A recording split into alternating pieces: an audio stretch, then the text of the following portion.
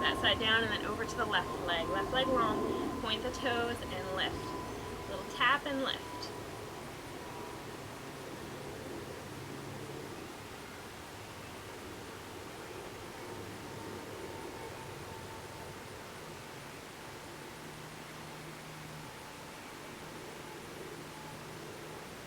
Alright, let's flex the heel. Lift up nice and high with that heel. Feeling that everything else in the body is really still, that our shoulder blades are planted onto the back. Keep that stability in the upper body, even though we're really focusing our strength training on the lower body today.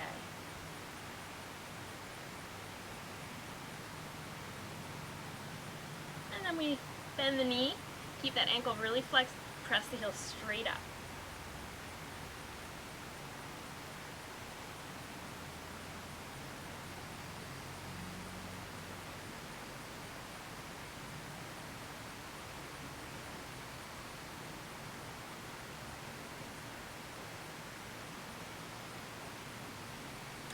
Alright, now let's straighten that leg back, and then we're going to do that combination move. So I bend the knee underneath, open out to the side into fire hydrant, come back under the body, lengthen it back. Open to the side, and to the back.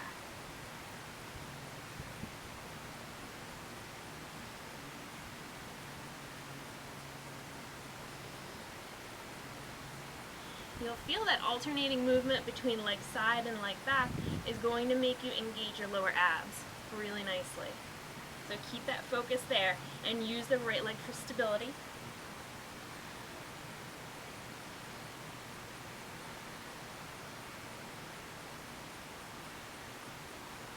One more here. Lengthen it back, release it down, roll back into child's pose just for a breath.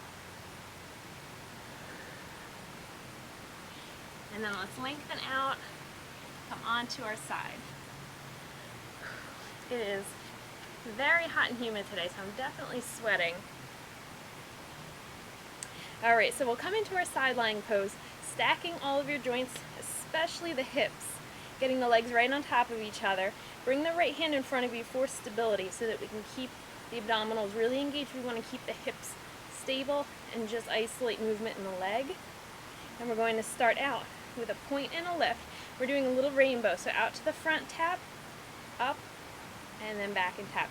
Nice arch. Up and around, up and back. Keep that stability right here.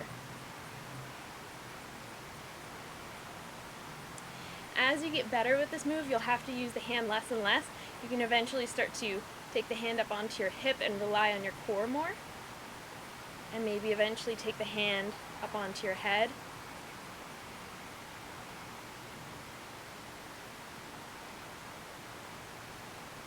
So really see where you can get that precision, right? Because Pilates, we want to get that precise movement, that fluid movement. If you feel like you're really struggling, take it down just a little bit for control.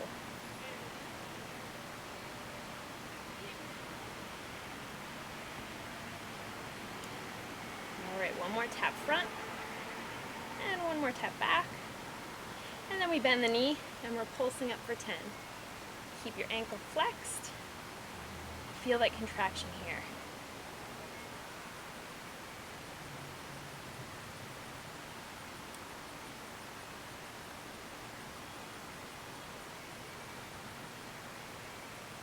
Okay, now bend the knee into the chest. We're taking bicycles. Straighten out, sweep it back and around, bend the knee, and then pull it back through. Circling through that big wheel.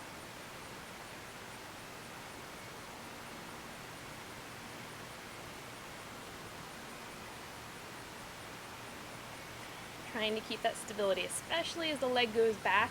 There's a tendency to lose your balance backwards, to throw your top hip back, so try to avoid that. Use the hand for stability if you need it. And think about keeping the bottom leg really active. Press the outside of that bottom leg down. Alright, now let's reverse. Take it back, kick it around to the front, and pull it in.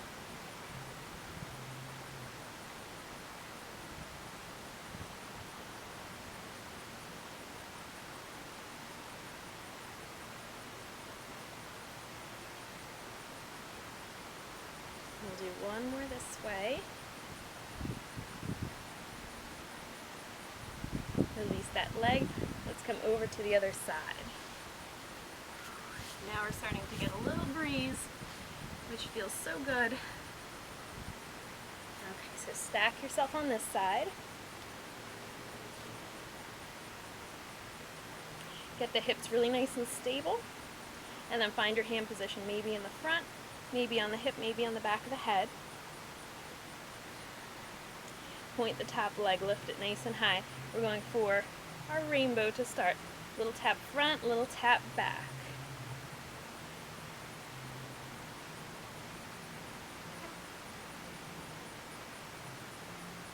Using your deep breath here, so we want to make sure that we are never holding our breath. And that goes for pretty much any exercise, except maybe if you're swimming.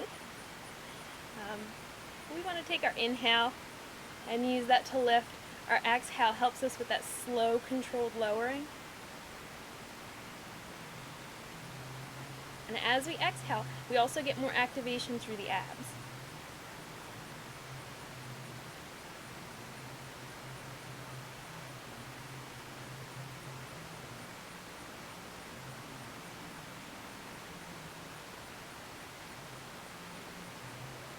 Okay, let's take one more tap to the front, one more tap to the back, bend the knee, flex the ankle, and pulse up for 10. Get that really focused squeeze right here on the outer butt and outer thigh.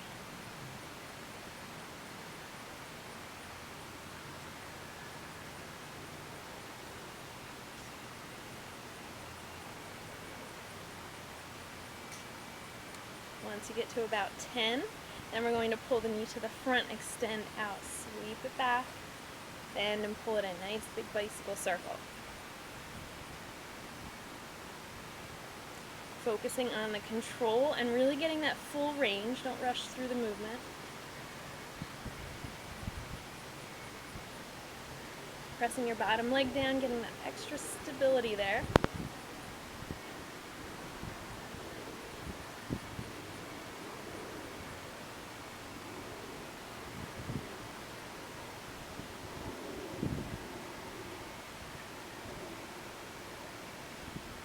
And then we can reverse. Take it back and pull it into the front.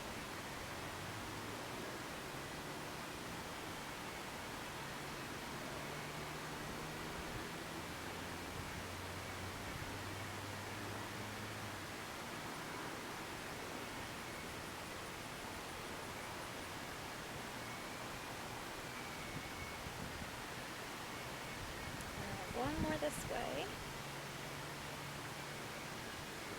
And then we lengthen the leg out. Let's pull back up to center. Alright, so we have one more sequence to go. We've done standing, we've done side kneeling, we've done prone, we've done our side sequence, so now we want to come onto our belly in prone. Straighten the legs all the way out. And I have to say, this is my favorite part of the sequence. We're going to take the hands down and rest the head right onto the hands for a pillow. Lengthen the legs back, and then we're going to do a little frog kick on our belly. So we're going to open the knees, draw the heels in, straighten and point. As you pull in, try to get a little lift, press the heels together. As you straighten back, pull the legs together, zip up the inner thighs, press the heels in. So we pull up and open, extend.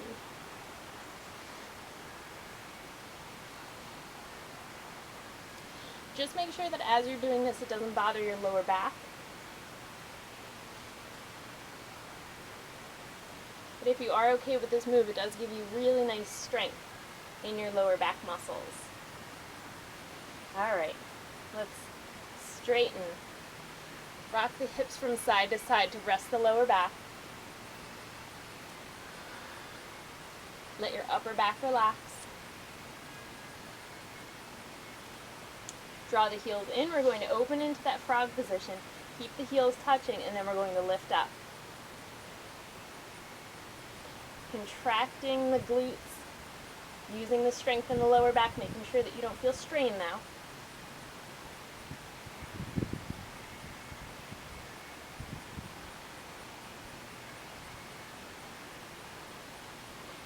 right, and then our last one, we're going to hold up in frog, and we're going to clap our feet together. So.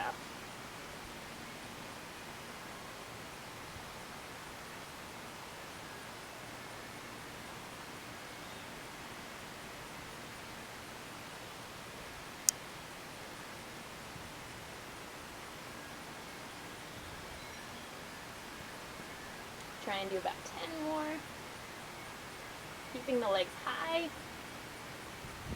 And then relax. Straighten the legs out. Bring the hands underneath the shoulders, roll up, come back into child's pose, release your lower back.